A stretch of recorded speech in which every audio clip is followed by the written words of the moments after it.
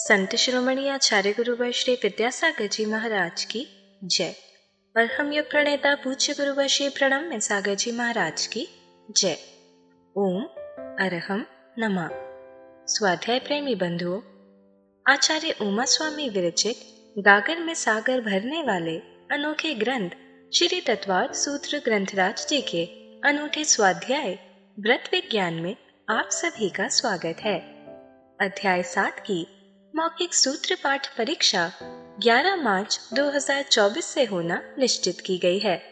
जिन्होंने अध्याय 6 की मौखिक सूत्र पाठ परीक्षा नहीं दी, उनको एक बार और अवसर प्राप्त होगा।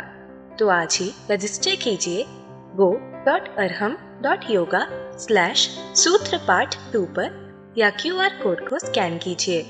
रजिस्टर करने की अंतिम तिथि 15 फरवरी 2024 है। हमने षष्ठम अध्याय में कर्मों की आत्मा में इनकमिंग अर्थात आश्रव तत्व को समझा।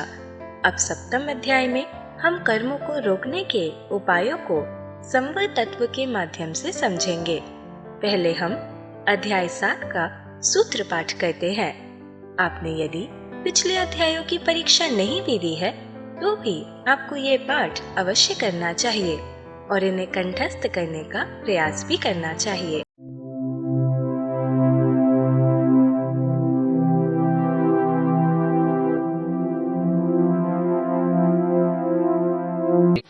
मोक्षमार्गस्य नेतारं भेत्तारं कर्म भूव्रतां ज्ञातारं विश्वतत्त्वानां वन्दे तद्गुणलब्धये। हिंसा निरतस्तेया ब्रह्म परिग्रहेभ्यो विरतिर्वृतम् देश सर्वतोड़ महति ततस्थैर्यार्थं भावनाः पंच पंच वांग मनोगुप्तीर्यादान निक्षेपण समित्यालोकितपान भोजनानि पंच क्रोध लोभ भीरित्व हास्य प्रत्याख्यानान्यनुवीची भाषणं च पंच शून्यागार विमोचितावास परोपरोधाकरण भैक्ष शुद्धि सधर्मा विसंवादाः पंच स्त्रीराग कथा श्रवण तन्मनोहरांग निरीक्षण पूर्वरतानुस्मरण वृश्रेष्ठ रस स्वशरीर संस्कार त्यागाः पंच मनोज्ञा मनोज्ञेन्द्रिय विषय राग द्वेष वर्जनानि पंच हिंसा दुष्व्यहा मूत्रापाया वद्य दर्शनम दुःखमेव वा मैत्री प्रमोद कारुण्य माध्यस्थ्यानि च सत्वगुणाधिक क्लिश्यमाना विनेयेषु जगत्काय स्वभावौ वा संवेग वैराग्यार्थम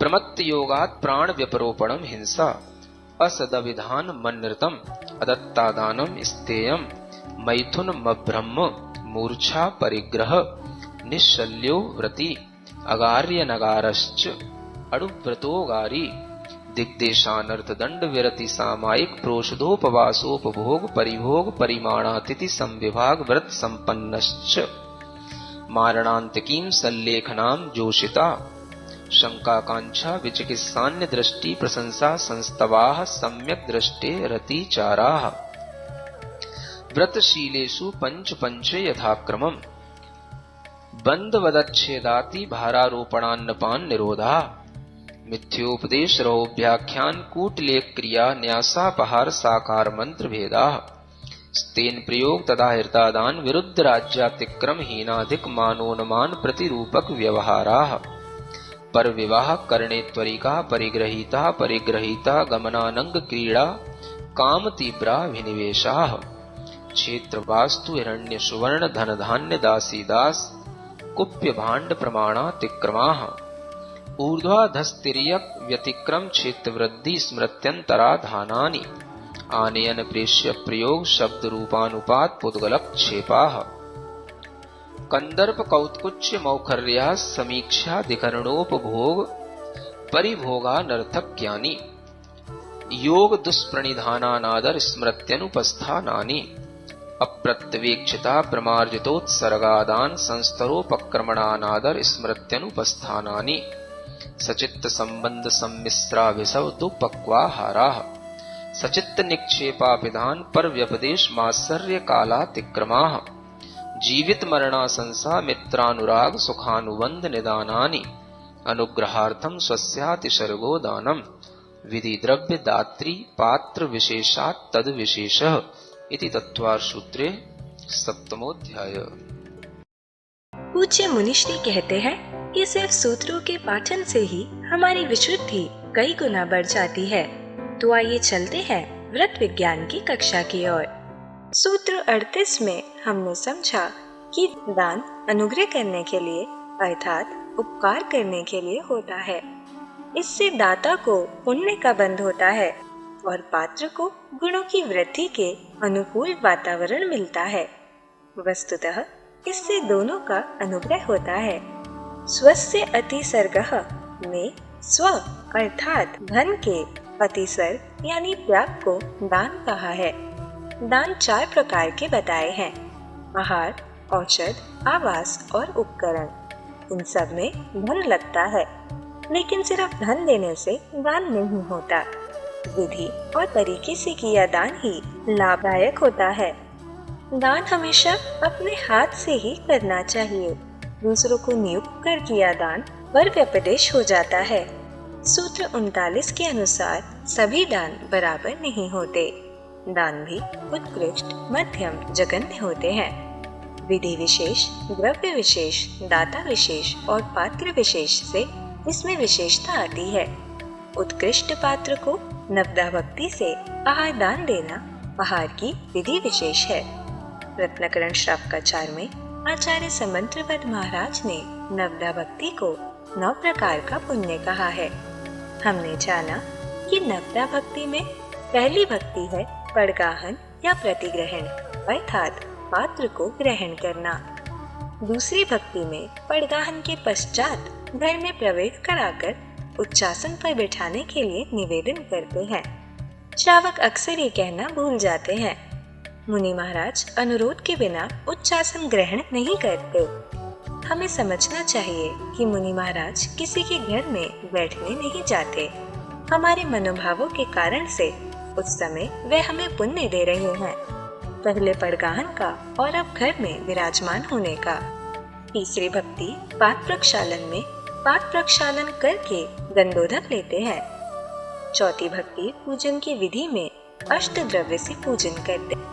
5वीं भक्ति में पूजन के बाद प्रणाम या नमोस्तु करते हैं। छठवीं से 8वीं भक्ति में मन वचन काय की शुद्धि बनाकर रखते हैं और 9वीं भक्ति में आहार जल की शुद्धि बोलते हैं। ये 9 भक्तियाँ दान देने की विधि और मैनर्स ऑफ डोनर है। आहार दान आदि में हम केवल पात्र को दान दे रहे हैं। ऐसा एक तरफा व्यवहार नहीं होता। पात्र भी हमें अदृश्य रूप में बहुत कुछ देता है। वह पुण्य श्रद्धा की आंखों से देखने में आता है। आचार्य कहते हैं कि द्रव्य विशेष से भी दान में विशेषता आती है, यानी आहार के लिए बनाए आइटम्स विशेष हों, लेकिन इतने विशेष भी ना हों कि पात्र के लिए प्रतिकूल हो जाए। आहार पात्र के लिए अनुकूल हो, हितकारी हो, मौसम के अनुकूल हो, उसकी उम्र के अनुसार हो, पानी प्रासुक और गर्म हो। आहार रोग का कारण ना बने और पहले से मौजूद रोग को ना बढ़ाए। द्रव्य विशेष आहार साधु को स्वाध्याय, ज्ञान, ध्यान और उनकी समितियों के निर्विघ्न पालन में हेतुभूत होता है। इसके बिना साधु की वैयावृत्ति संभव नहीं है। कुछ लोग धर्म का पूरा ज्ञान न होने के कारण मुनि महाराज के लिए तैयारी कर बनाए आहार को उनके लिए एक तरफा उद्दिष्ट मानते हैं। मुनिश्री समझाते हैं कि ऐसा तब होता जब पात्र स्वयं आहार की तैयारी करवाता। आज के समय में जब शुद्ध आचरण करने वाले व्रती ना के बराबर हैं, तो जो आपने अपने लिए बनाया है उसे आहार में नहीं दे सकते। अतः श्रावकों को अपने निमित्त से चित्त जल्ला कर अपने लिए मर्यादित आहार बनाना चाहिए। यह ध्यान रखकर कि अगर साधु का लाभ मिल गया तो सोने पर सुहागा हो जाएगा। चूँकि हम दान की प्रक्रिया कर रहे हैं, इसलिए द्रव्य विशेष की संयोजना है। मोक्ष मार्गस्य नेतारं भेक्तारं कर्म भूरताम् ज्ञातारं विश्वतत्त्वानां वन्दे तद्गुणलब्धये। देवादिदेव आदिम तीर्थंकर श्री ऋषभनाथ भगवान की, वर्तमान शासन नायक श्री वर्धमान महावीर भगवान की, परम पूज्य। इसके आगे आचार्य कहते हैं द्रव्य विशेष से भी पात्र के लिए दान देने पर दान में विशेषता आ जाती है। द्रव्य विशेष माने जो आइटम्स हैं, जो आपने द्रव्य बनाया है, वो द्रव्य भी जो है विशेष होना चाहिए। विशेष का मतलब सामान्य जैसा तो नहीं होना चाहिए, इससे स्पष्ट हो गया है ना। जो सामान्य आपका अपने लिए रहता है उससे कुछ विशेष ही होना चाहिए, तभी द्रव्य विशेष कहलाएगा। लेकिन वो विशेष इतना विशेष नहीं हो जाए कि सामने वाले के लिए प्रतिकूल हो जाए, है ना। वो विशेष इतना होना चाहिए कि वो सामने वाला जो पात्र है जिसको आप दान दे रहे हैं उसके लिए बहुत ही हितकारी हो, उसके किसी भी रोगों को बढ़ाने में कारण न बन जाए, उसके बाद पित्त कफ को बढ़ाने में कारण न बन जाए, बिगाड़ने में कारण न बन जाए, उसका स्वास्थ्य उससे ठीक बना रहे, अनुकूल रहे। ये ध्यान रख करके द्रव्य की तैयारी करना या द्रव्य को निर्मित करना, ये द्रव्य विशेष कहलाएगा। समझ आ रहा है। अब ये द्रव्य विशेष से ही दान में विशेषता आ रही है। अब आप सोचें, जो लोग एक तरफा ये बोलते हैं कि मुनि महाराज के लिए अगर हम आहार की तैयारी करते हैं तो ये आहार उनके लिए उद्दिष्ट हो जाता है। समझ आ रहा है। कुछ लोग ऐसा बोलते हैं। ये उद्दिष्ट तब होगा जब मुनि महाराज खुद आपके लिए उस आहार की तैयारी करवाएं। मुनि महाराज आहार की तैयारी नहीं करवा रहे हैं। आप अगर तैयारी नहीं करोगे तो आप दोगे क्या? आप तो कभी शुद्ध भोजन करते नहीं, आप तो कभी शुद्ध पानी भी तक पीते नहीं, तो मुनि महाराज को क्या नल का पानी पिलाओगे? जो हमने बनाया है, जैसा बनाया है उसी में से मुनि महाराज को दे दिया जाए, वो तो तब होता है जब आपका भी कुछ शुद्ध आचरण हो। तो वो तो समय निकल चुका। आपको तो बिस्लरी का पानी पीना है, नल का पानी पीना है, और उसी में से कहो कि मुनि महाराज भी जो पानी हमारे यहाँ है वही तुम पी लो, तो ऐसा संभव नहीं होगा। द्रव्य विशेष तैयार तो करना पड़ेगा।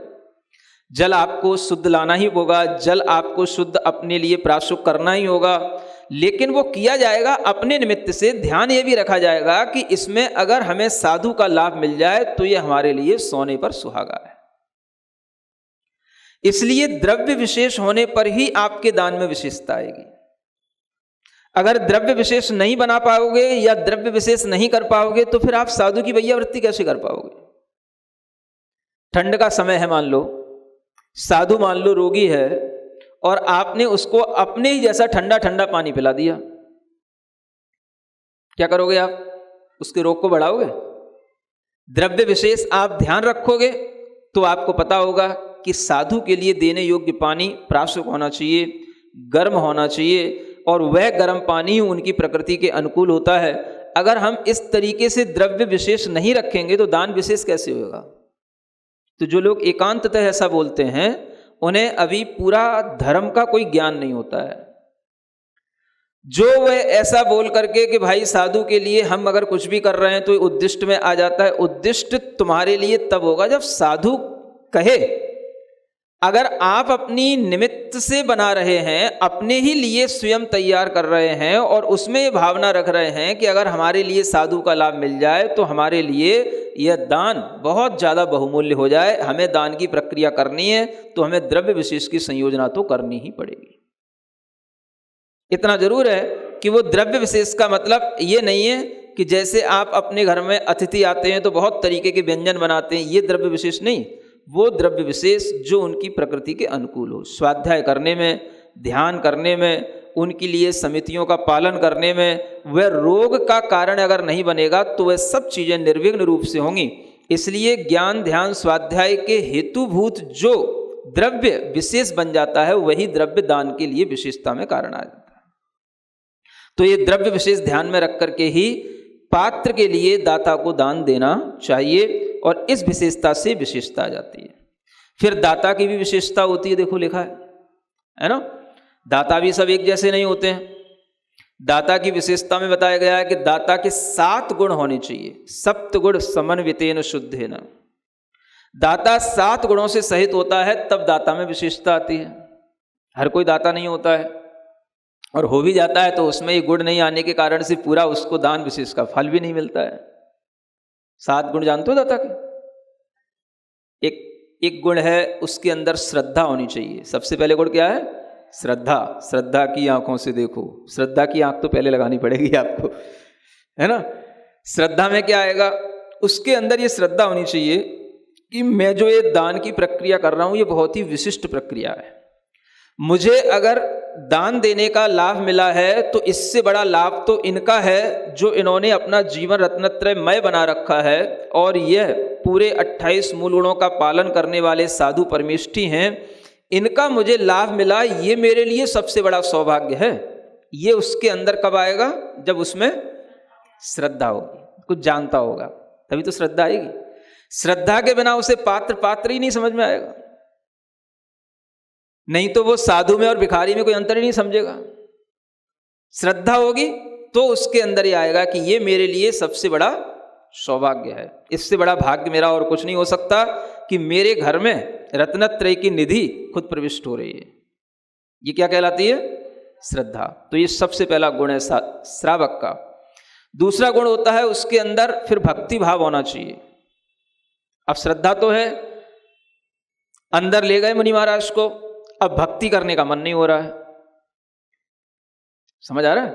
कई ऐसे भी घरों में प्रवेश हुआ है जहां घरों में मतलब कि लोग जो है कुछ और मान्यता रखते हैं, तो वो किसी के कहने से आहार इत्यादि की प्रक्रिया शुरू तो कर लेते हैं कि जैसे एक घरों में अलग अलग एटीट्यूड के लोग होते हैं, तो जिनको मान लो मुनि महाराज से गिलानी ही समझ लो कि उन्हें मुनि महाराज को मानना नहीं या गिलानी है, तो वो जो है घर में महाराज आ गए, किसी के कहने से उन्होंने कपड़े चेंज कर लिए, पड़गान कर लिया, और जब पूजन का टाइम आता है तो अलग खड़े हो जाते हैं। पात्र प्रक्षालन का टाइम आएगा तो अलग खड़े हो जाएंगे। समझ आ रहा है? तो मतलब क्या है? भक्ति नहीं है। श्रद्धा अगर होगी तो भक्ति भी आएगी, तो इसका मतलब यह भी हो गया कि श्रद्धा भी ठीक नहीं है, इसलिए भक्ति भी नहीं है। अब खड़ा कर दिया जबरदस्ती। खड़े इसलिए हो गए क्योंकि और भी घर के जो मेंबर थे उन्होंने कहा कि आप नहीं खड़े होंगे तो फिर घर के जब बड़े लोग खड़े नहीं होंगे तो मुनि महाराज आएंगे नहीं, या और दूसरे लोग क्या सोचेंगे, तो किसी के दबाव में आकर के या कह सुन करके वो लोग खड़े तो हो गए, लेकिन भक्ति नहीं आई। तो भक्ति के बिना आप पूजा नहीं करोगे, भक्ति के बिना आप कभी उनका गुणगान नहीं कर पाओगे, भक्ति के बिना आप जो उनको आहार दोगे उस आहार में आपके लिए कितनी महत्ता है ये समझ नहीं आएगी। ये भाव भक्ति बने रहने पर ही आप एक आधा घंटा पौन घंटा वहां खड़े रह सकते हो। नहीं समझ आ रहा है? नहीं तो कैसे खड़े हो पाओगे? अगर भक्ति नहीं होगी तो आपके लिए वह 20 मिनट आधा घंटा या पौन घंटा खड़ा रहना भी आपके लिए कठिन हो जाएगा, और भक्ति होगी तो आपको कुछ पता नहीं पड़ेगा। समझ में आ रहा है? तो श्रद्धा भी होनी चाहिए, भक्ति भी होनी चाहिए, और एक चीज और होती है शक्ति। तीसरा गुण क्या है? शक्ति। शक्ति का मतलब दाता में दान देने की शक्ति होना चाहिए, मतलब कि वह दान देने के अनुकूल उसके पास में जो भी, जैसे धन का त्याग तो करना पड़ेगा, तो वो जो अपने धन के त्याग के साथ में उस शक्ति के साथ में अगर होगा तो ही उसका वह दान कहलाएगा, है ना। नहीं तो वो क्या करेगा कि वह दूसरों से कुछ कहेगा, दूसरों से कुछ मांगेगा, दूसरों के माध्यम से कुछ करेगा, तो वह उसकी शक्ति की कमी के कारण से वह दान का फल उसको नहीं मिलेगा। तो जितनी शक्ति है उस शक्ति के अनुसार वह दान देता है, इसलिए वो यथाशक्ति दान कहलाता है। तो इसमें शक्ति वाला गुण भी होना चाहिए और शक्ति को छिपाना भी नहीं चाहिए। क्या समझे? शक्ति को, हाँ, जितनी शक्ति है उस शक्ति के अनुसार अगर वह खुद अपने अंदर आह्लाद पैदा करते हुए वह द्रव्य विशेष का निर्माण करेगा तो उसके लिए उसकी भक्ति बनी रहेगी। वो किसी दूसरे के माध्यम से नहीं कर रहा है, वो अपने स्वयं से कर रहा है। इसलिए हर दाता को अपनी अपनी शक्ति के अनुसार काम करना चाहिए। दाता लोग एक दूसरे की शक्ति देखते हैं, समझ आ रहा है ना। एक दूसरे के घरों में जाकर के भी जैसे एक दूसरे के घर का स्टैंडर्ड देखते हैं, वैसे ही एक दूसरे की घरों में रसोई में जाकर के भी एक दूसरे की, इसने क्या बनाया, इसने क्या बनाया, इसने क्या बनाया, अरे भाई तेरी जो शक्ति है वो तू कर ये शक्ति विशेष है ना। तो ये भी दाता का गुण है। फिर एक गुण होता है दाता का निर्लोभता। क्या गुण होना चाहिए? निर्लोभी होना चाहिए। यानी वह दान दे रहा है और दान देते समय भी कहीं ऐसा ना हो कि उसके हाथ कप रहे हो, अरे अब ये दान देना पड़ रहा है। अरे भाई, उससे हाथ कपने का मतलब नहीं, एक तो डर के मारे हाथ कपते हैं, वो अलग चीज हो गई, लेकिन एक लोभ के कारण से कि हम कोई चीज का त्याग, हम कोई चीज छोड़ नहीं पा रहे हैं। समझ आ रहा है? दान देने के लिए अपने अंदर निर्लोभ भाव होना चाहिए, तभी वो दान में आपके लिए भाव आएगा कि यह जो हमारा धन है या वस्तु है, इसका सदुपयोग हो रहा है। और लोभ होगा तो आप उसको फिर वह क्या करोगे? पूरी वस्तु दोगे ही नहीं क्योंकि आपके अंदर लोभ आ रहा है। तो लोभ नहीं होने पर ही वो निर्लोभता आएगी। तो ये दाता का गुण होना चाहिए, तभी तो वो दाता सामने वाले पात्र के लिए बिल्कुल मतलब अपनी शक्ति के अनुसार पूरा का पूरा तभी तो दान दे पाएगा। तो ये निर्लोभता होने पर ही होगा, इसलिए एक गुण कहा है। एक गुण होता है विज्ञान। क्या बोलते हैं? विज्ञान। ये पांचवा गुण है कि उसके अंदर विशेष ज्ञान होना चाहिए, दान की प्रक्रिया का विशेष ज्ञान होना चाहिए। कौन सी ऋतु चल रही है, किस तरीके का पात्र के लिए कोई स्वास्थ्य है या उसकी आयु किस तरीके की है, सबके लिए एक जैसा दान देने पर भी दान में विशेषता नहीं आती है। बूढ़े को बूढ़े जैसा आहार देना पड़ेगा, जवान को जवान जैसा आहार देना पड़ेगा। जवान वाले को बूढ़े वाला आहार खिला दोगे तो वो कुछ नहीं कर पाएगा, और बूढ़े को जवान वाला आहार करा दोगे तो वो परेशान हो जाएगा। समझ आ रहा है ना? रोगी को रोगी जैसा आहार होना चाहिए, जो पढ़ने लिखने वाले विशेष दिमागी मेहनत करने वाले उनके लिए उन जैसा आहार होना चाहिए। तो ये सब चीजें विशेषता वाली चीजें हैं। समझ आ रहा है? ये किससे पता पड़ेगा? ये विज्ञान होगा, उसके अंदर एक ज्ञान रहता है कि क्या विज्ञान उस दान में हमें अपना लगाना है। तो ये भी एक कला है। समझ आ रहा है? Art of donating. हाँ, ये दान देने की ये कला है। अगर ये कला भी जो है हमारे अंदर रहेगी तो वो तभी रहेगी जब हमारे अंदर ये विज्ञान नाम का गुण होएगा। तो ये विज्ञान गुण सबको सीखना भी चाहिए और इसका अच्छे ढंग से ध्यान रख करके ही दान देना चाहिए। तो ये 5 गुण हो गए। फिर एक गुण होता है दया। श्रावक के अंदर कौन सा भाव होता है? दया का भाव। ऐसा नहीं हो कि श्रावक दान तो दे रहा है लेकिन उसके अंदर कोई भी दया भाव, यानी दया भाव कब काम आएगा? वह श्रावक किसी भी तरीके से मुनि महाराज को लेकर के आया, श्रावक ने घर में महाराज को बिठाया, अनेक प्रकार के जीव जंतु होते हैं, वह उनको कुचल करके काम कर रहा है या उनको बचा करके काम कर रहा है, ये देख करके ही पता पड़ता है कि इसके अंदर दया भाव है कि नहीं। समझ आ रहा है? तो जीव जंतुओं की रक्षा करते हुए दया भाव के साथ ही, और वैसे भी देखा जाए तो दान में दया भाव आता ही है, क्योंकि अनुकंपा भाव पहले भी बताया जा चुका है। भूत वृत्त्यानुकंपा दान है ना, श्राग संयम के उस भाव में बताया जा चुका है। तो अनुकंपा भाव के साथ में ही वो दान देगा। अनुकंपा भाव, दया भाव होने पर ही उसे लगेगा कि ये दान इनके लिए कितना महत्वपूर्ण है और हमारे लिए कितना महत्वपूर्ण है। तो ये दया भाव उसके अंदर होना चाहिए। इसी दया भाव के कारण से वो अहिंसात्मक भोजन की तैयारी करेगा। अन्यथा जैसे तैसे बना, जीवों को मार करके, किसी भी तरीके की विराधना करके उसने अपना दान देने की प्रक्रिया अपना ली, तो दया भाव के बिना उसका वह दान शुद्ध दान नहीं कहलाएगा। वह दया भाव के बिना उसके लिए नुकसान पहुंचेगा, है ना। चलो कोई बात नहीं, आज चैप्टर क्लोज होना है ना, इसलिए थोड़ा सा टाइम ज़्यादा लग रहा है। वैसे भी 10 मिनट लेट शुरू हुआ था ना। हाँ, तो ये दया भाव, और एक अंत में होता है क्षमा भाव, है ना।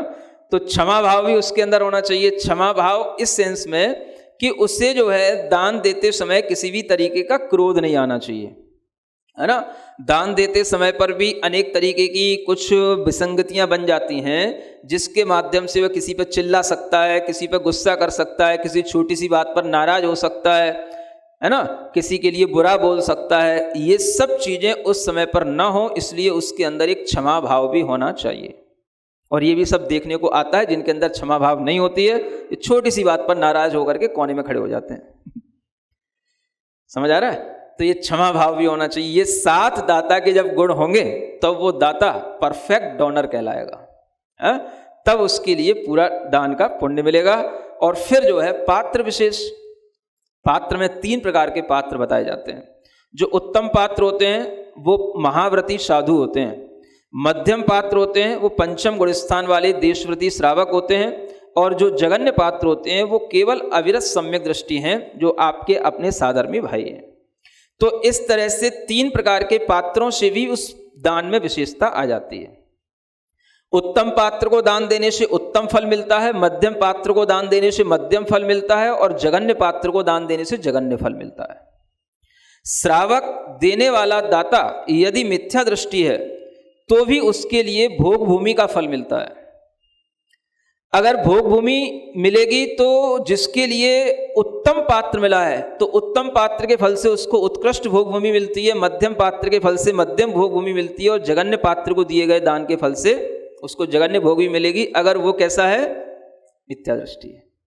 अगर वो दाता सम्यक दृष्टि है तो उसको पात्र दान के फल से स्वर्ग की प्राप्ति होगी। अगर वो दाता सम्यक दृष्टि है तो नियम से स्वर्ग के बाद में भी वो मोक्ष फल को प्राप्त करेगा।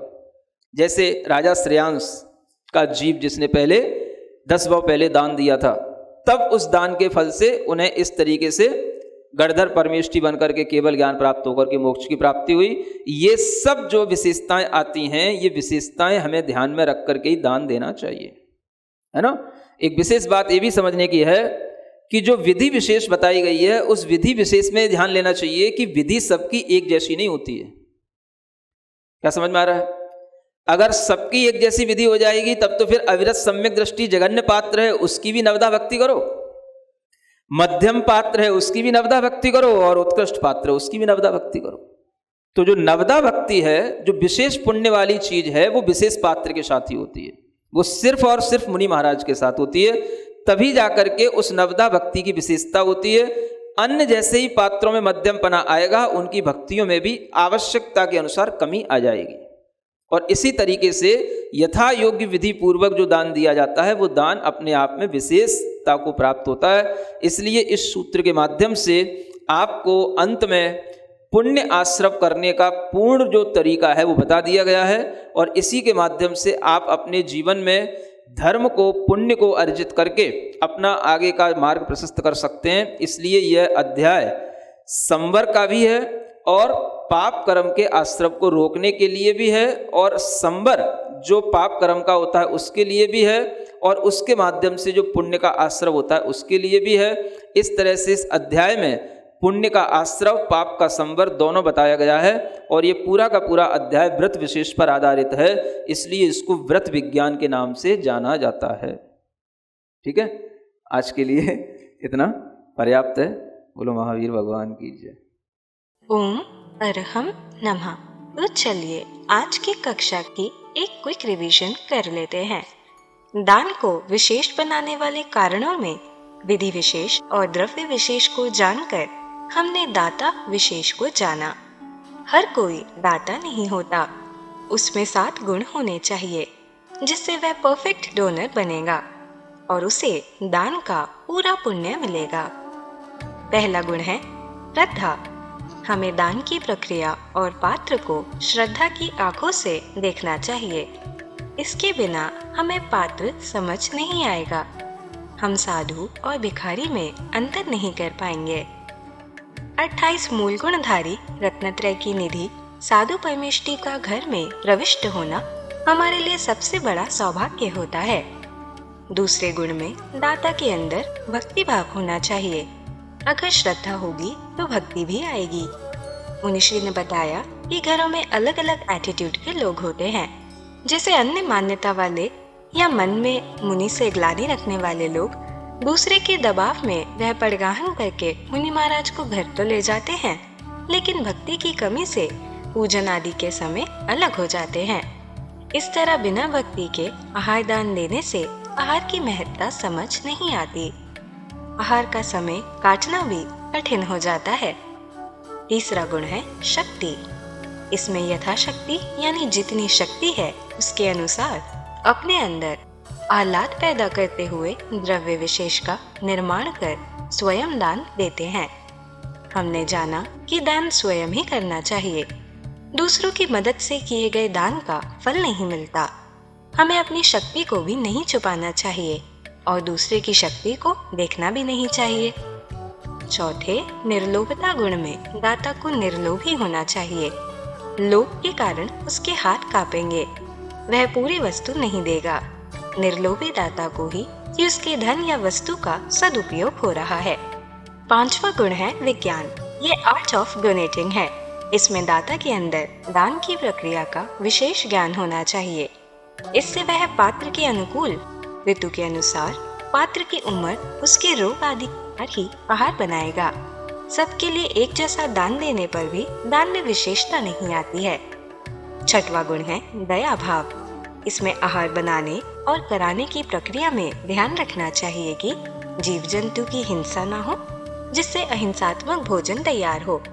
अनुकंपा भाव के साथ दिया दान ही महत्वपूर्ण है। जैसे तैसे जीवों की विराधना करके दिया दान शुद्ध दान नहीं कहलाता। अंतिम सातवां गुण है क्षमा भाव। दाता को दान देते समय किसी भी तरीके की विसंगतियों में क्षमा भाव रखना चाहिए। गुस्सा होना, चिल्लाना आदि नहीं करना चाहिए। दान में अंतिम विशेषता पात्र विशेष से आती है। उत्तम पात्र महाव्रती साधु, मध्यम पात्र पंचम गुण स्थान वाले देशव्रती श्रावक और जगन्य पात्र साधर्मी अविरत सम्यक दृष्टि होते हैं। इन्हें दान देने क्रमशः उत्तम, मध्यम और जघन्य फल मिलता है। मिथ्या दृष्टि दाता को क्रमशः उत्कृष्ट, मध्यम और जघन्य भोगों में मिलती है।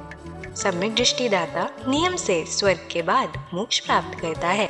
जैसे 10 भाव पहले दान देने के फल से राजा श्रेयांस का जीव गणधर परमेष्ठी बनकर मोक्ष प्राप्त किया। हमने जाना कि पात्रों के अनुसार उनकी भक्तियों में भी कमी आ जाती है। जैसे नवदा भक्ति का विधान सिर्फ उत्तम पात्र के लिए है, मध्यम और जघन्य के लिए नहीं।